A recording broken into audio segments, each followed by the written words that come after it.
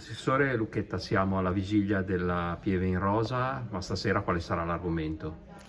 Allora, questa è ufficialmente la serata d'inizio di questa seconda edizione di Pieve in Rosa e con questa sera ci sarà appunto il primo convegno che avrà come tematica il benessere psicofisico, insomma, della donna e non solo.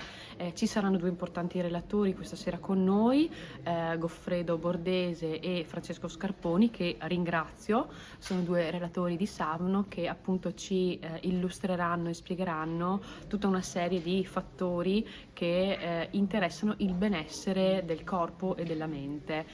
Innanzitutto ringrazio appunto Savno e i relatori preposti questa sera perché hanno organizzato, oltre a questa prima parte teorica, anche una parte esperienziale con delle sedute di meditazione ed esercizi di respirazione che si terranno sabato e domenica pomeriggio e devo dire che hanno riscontrato molto successo con appunto il numero del tutto esaurito. Quindi da oggi inizia ufficialmente Pieve in Rosa, l'emozione è sempre tanta e vi aspettiamo anche ai prossimi appuntamenti.